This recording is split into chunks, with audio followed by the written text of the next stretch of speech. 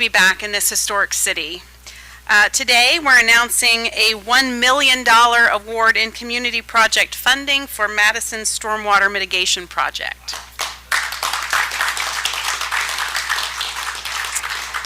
This funding was included in the fiscal year 2026 Interior and Environment Appropriations Bill signed into law earlier this year, and it goes directly toward protecting homes, businesses, and critical infrastructure. Stormwater systems are not always visible, but they are essential to public safety and quality of life. When they fail, the consequences are immediate and costly. This project is about preventing that failure and protecting life and property. The city has already done the hard work of planning. Engineers have studied the watershed, evaluated the long-term risks, and developed a strategy to manage and recapture stormwater in a way that strengthens the entire system. We saw during most recent flooding how vulnerable parts of Madison can be during extreme weather events. And events like that don't just disrupt daily life, they threaten infrastructure, property, and public health. That flood resulted in damage to property and risks to citizens. City planning and investment like this should prevent the need for swift water rescues in areas where it is possible for that prevention to occur. Without corrective action, areas along US 421 near Dugan Hollow and the Crooked Creek watershed face serious flooding risks during these extreme weather events. Madison is home to one of the largest contiguous national historic landmark districts in the country. Protecting that legacy requires protecting the infrastructure beneath it. Part of my job in Congress is to make sure that federal dollars come back home to address real local needs, and this project does exactly that. We can either let some of these funds go to other states like California, or we can fight for them to come back to the district, which is what we've done here today. The City of Madison project is just one of many total investments that we've secured for the district, which is in total about $15.5 million coming back to the 9th District for different infrastructure projects throughout. So we're very pleased to be here with the mayor. Thank you for your leadership and your partnership. You have made this possible, and we are certainly grateful for your work on behalf of the community. Thank you.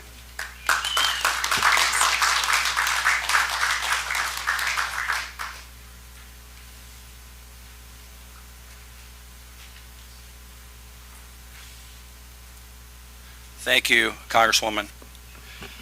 I want to share just a personal story about this problem and what it means to me. As you all know, I grew up on Walnut Street. It's a drinking game here because I talk about it so much.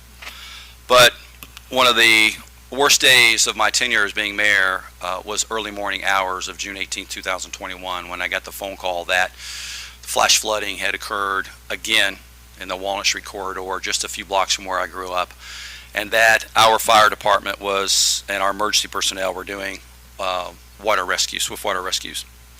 Today with me is our Assistant Chief Brandon Ehlers, who will speak in a minute, members of our City Council, Board of Public Works and Safety, Commonwealth Engineers, who has helped us take data from the Army Corps of Engineers and develop it into a stormwater plan to help save lives and build infrastructure. Tom Seaver and Zach Zarin, representatives from Royer Corporation, who is not only thriving in downtown but continuing to invest, and that's why this investment is so important.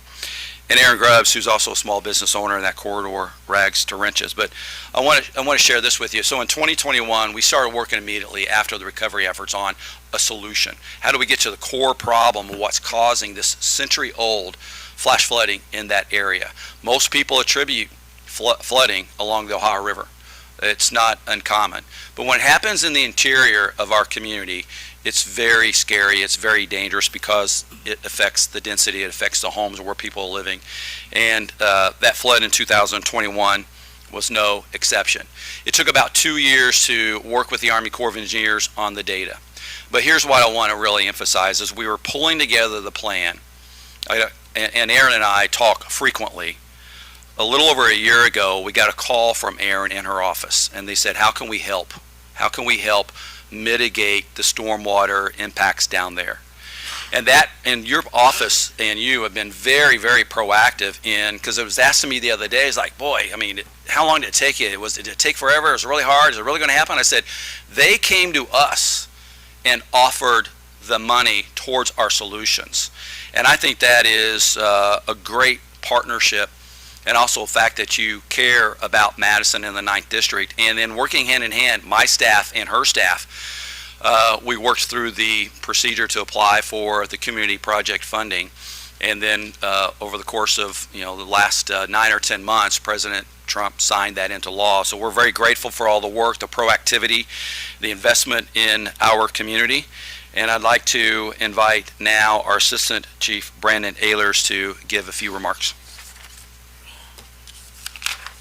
Thank you, Brandon. Good afternoon. My name is Brandon Ehlers. I am the Assistant Chief of Special Operations and Hazmat for the City of Madison. I want to go back in history just a little bit as far as Crooked Creek. One of the first incidents that I had in Crooked Creek was in 2015 with the flash floodings. Our data shows that approximately 60 residents were affected by the rapid flash floodings along Crooked Creek. Those areas included North Walnut Street, Saddle Tree Lane, Moody Park, East Street, Spring Street, Milton Street, Jerry Lane, and Walnut Street. Just like the 2021 flood, several homes were quickly overcome by water, leaving several residents unable to safely evacuate. Madison Fire Department and Police Department evacuated approximately 17 residents using the Madison Fire Department's aerial and mutual aid water rescue partners. So moving forward in 2016, we received a grant for some equipment, life jackets, throw ropes, other floatable devices. And then in 2018, we partnered with EMA to get a semi-rigid inflatable boat, or a Zodiac boat. So fast forwarding to 2021, during those early morning hours, our central dispatch had a overwhelming volume of 911 calls, so many that the 911 calls were actually going to other counties and other states. So during that confusion, we was able to get additional resources started in over a 2-hour period. We responded to over 26 different water-related incidents. 6 of these calls were classified as high-priority, life-threatening situations involving medical emergencies and individuals trapped in vehicles during the initial surge of the floodwater. And again, working with our mutual aid partners, we have Jeff Craig, Milton Fire and Rescue, and some other DNR agencies that were able to assist us through there. So ongoing, even 2022 through 2025, during these heavy rainfalls, the Madison Fire Department, Police Department, and Street Department, we pre-stage our water rescue equipment, as well as the airport has offered us equipment from there, some of their deuce and a halfs and things like that. When we get into these rain events, we pre-stage our equipment, and also the Fire Department, Police Department, and city workers are constantly monitoring the area to get ahead of the situation and have faster deployment of our resources. So just a little summary to that. Flash flooding at Crooked Creek still remains one of our community's most significant natural hazards, but with all of our training and preparation, we're able to respond more quickly and save more lives.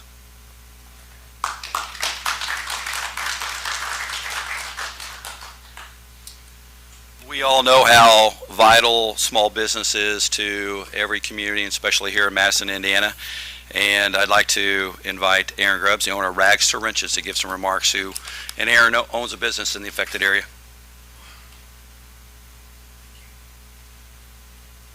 You'll have to forgive me. I was not aware that I was going to be in this position today, but I'll give you something. My name is Erin Grubbs. I own Rags to Wrenches at the bottom of 421 on North Walnut, and the creek and I are very close friends. About 3 feet behind my building is where my building was built in 1934. It sits right on the creek. And 2021 was the first time I ever dealt with anything of that nature.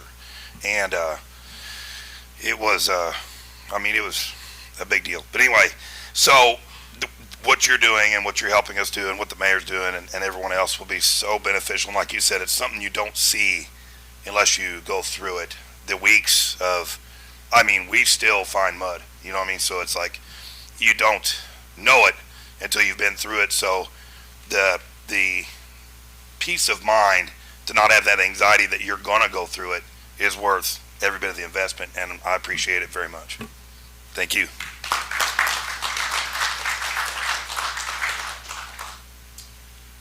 I would like to ask Tom and Zach from Royer Corporation to give some remarks, please.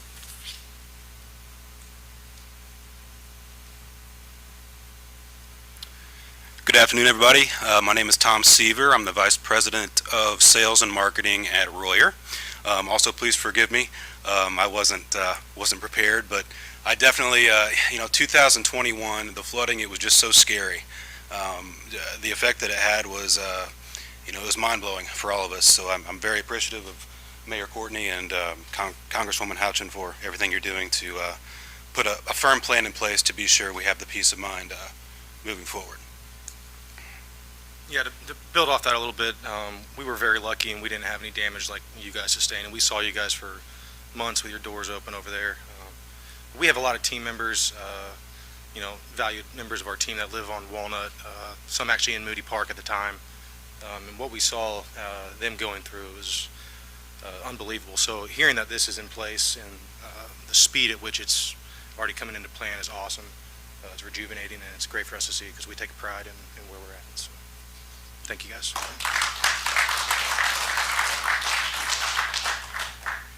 To kind of give a few closing remarks before we turn the microphone back over to Congresswoman and answer any questions. This is the formulated plan. Very complex. The data on it was very, very difficult. And to put it into perspective, the amount of inundation we had on that storm was equivalent to about 60 million gallons of water. That's probably a dozen or 20 or so Olympic-sized swimming pools, all happening and converging into a small geographic area. In fact, the smallest part of the Crooked Creek Channel. And so with the investment by Congresswoman Houchin and President Trump and the federal government, combining that with the city of Madison and other sources, the first phase of our stormwater and flash flood mitigation down there will cost approximately $2 million. And it's going to include an early warning system. And that is, how do we notify people sooner for their safety? The second part of that is going to be working with across government agencies, Indiana Department of Transportation. Not many people probably realize, but there are some very substantial discharge pipes underneath 421 that was built back in the 1960s that carries that water, surface water, underneath the road and discharges it into Crooked Creek, which is already a very small channel. So you have a lot of impervious surfaces that's collecting tremendous amount of volume in a very, very short period of time. And then the third and fourth elements of that is to invest in more detention. Our investment in stormwater detention began a couple of years ago on the hilltop, Madison's hilltop, because we have about 80 acres of commercial property in that area that did not have any formal stormwater management because of just old, outdated commercial development ordinances. With the investment in Sunrise Crossing, we built a 3 million gallon detention basin, and that is slowing millions of gallons of water down by about 40 or 50% before it discharges into the Crooked Creek. So we have to approach this very tactically and from all angles. And that is because there's about 1,200 acres of land that drain into the Crooked Creek watershed, and it's all coming downtown Madison on its way to the river. So this investment is extremely important for the life, health, and safety of the people that live there and for our community.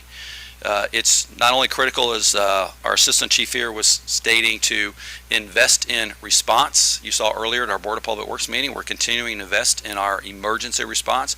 But we also have to build core infrastructure that attacks the problem, because we know that an emergency response and recovery alone can't solve the problem.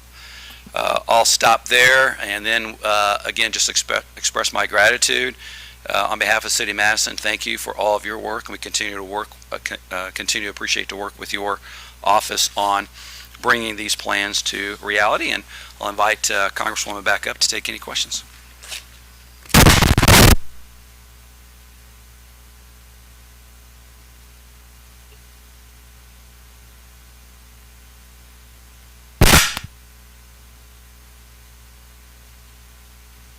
Oh, there we are. Hi, we're back. Sorry about that. Well, thank you so much. Thanks for sharing that story. That makes this more real when you hear the stories behind what funding like this will benefit and the peace of mind that it will give you as a local business owner. Really appreciate that. Thanks to the Royer Corporation for sharing those words too.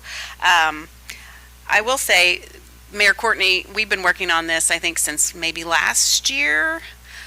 Some of the projects that we've been working on have taken 3 years to get funded.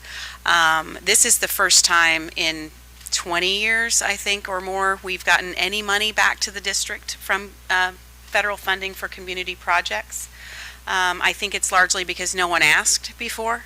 But it does take a substantial amount of work to make sure that projects are ready, that they have a federal nexus, that it's not a bridge to nowhere. This is a real project that will impact many lives here in Madison, and I appreciate your leadership in bringing it to us to allow us to advocate for you. I'm happy to answer any questions that you have.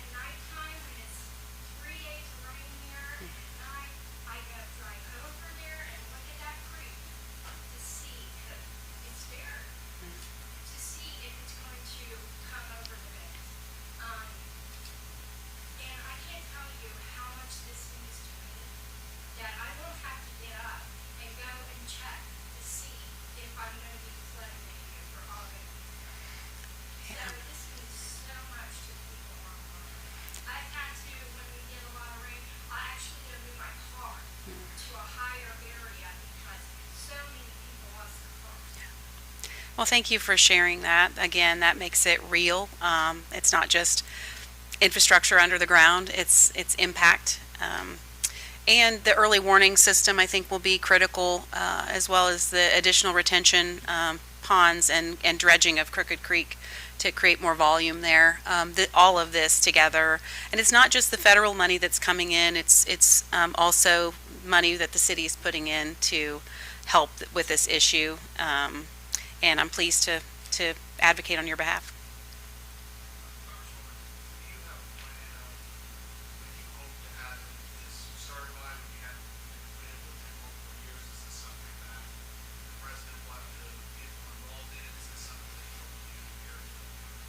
So it usually takes 3 to 4 weeks for the funding to become available. Once it becomes available, the agency will let the city know that the funding is available. There is a formal application. They have to say, hey, we're ready to receive these funds. Once that takes place, the money will be let to the city, and they can take the plans from there.